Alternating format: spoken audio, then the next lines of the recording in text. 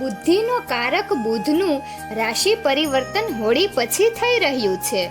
બુધ ગ્રહ 26 માર્ચે વહેલી સવારે 3.09 પર મેષ રાશિમાં ગોચર કરશે.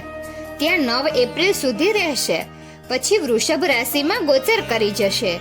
બુધના ગોચરથી 5 રાશિના જાતકોની કિસ્મત બદલાઈ શકે છે. તો ચાલો જાણીએ આ રાશિઓ કઈ છે.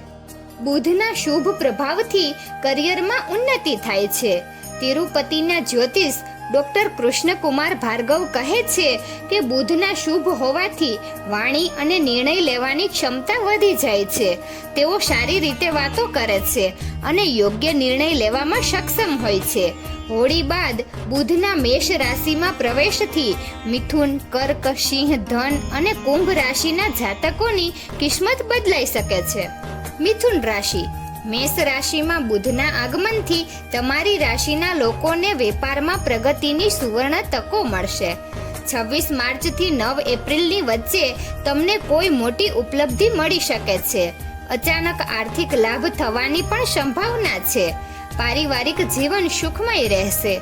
તમે સ્પર્ધાત્મક પરીક્ષાઓમાં સફળતા મેળવી શકો છો. મહેનત કરવાનું બંધ ન કરો. કર્ક રાશિ. રાશિમાં બુધના પરિવર્તનની સુખદ અને સકારાત્મક અસર તમારા જીવનમાં જોવા મળશે. પદ, પ્રતિષ્ઠા, યશ, કીર્તિ અને કારકિર્દી માટે આ ખૂબ જ શુભ રહેશે. તમે તમારા માટે નવી કાર ખરીદી શકો છો. કાર્યમાં સફળતા મળશે. નવી નોકરી અથવા નવા વ્યવસાય માટે સમય અનુકૂળ છે. સિંહ રાશિ. બુધની કૃપાથી તમારું વિદેશમાં નોકરી કરવાનું કે ત્યાં સ્થાયી થવાનું સપનું પૂરું થઈ શકે છે. જો સમય અનુકૂળ હોય તો તમે તેના માટે અરજી કરી શકો છો. તમને સારા સમાચાર મળશે. નોકરી કરનારાઓનું કામ સારું રહેશે. તેઓ પ્રમોશન મેળવવામાં સફળ થઈ શકે છે. તમારો આત્મવિશ્વાસ વધશે, જેના કારણે તમે પડકારોનો સામનો કરશો અને સફળ થશો. ધન રાશિ. તમારી રાશિના જેઓ શૈક્ષણિક સ્પર્ધાઓ સાથે સંકળાયેલા છે તેમના માટે બુધનું આ ગોચર અદ્ભુત બની શકે છે. કોઈ પણ પરીક્ષા ન છોડો. પૂરી મહેનત સાથે તેમાં હાજર થાવ. સફળતા તમારા પગ ચૂમી શકે છે.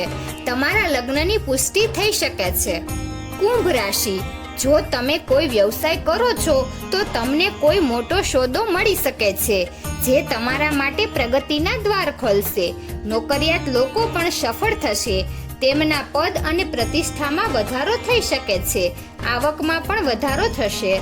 વિદેશ કંપનીમાં નોકરી મેળવવાનું સપનું સાચું સાબિત થઈ શકે છે. બુધ ગ્રહના ઉપાય. જો તમારી કુંડળીમાં બુધ નબળો હોય અથવા તમે તમારા જીવનમાં બુધની સકારાત્મક અસર જોવા માંગતા હોવ તો બુધવારે ઉપવાસ કરો અને ભગવાન ગણેશની પૂજા કરો. આ સિવાય બુધના બીજ મંત્રનો જાપ કરો. બુધવારે લીલા વસ્ત્ર, લીલા ફળ, કાંસાના વાસણો વગેરેનું દાન કરો.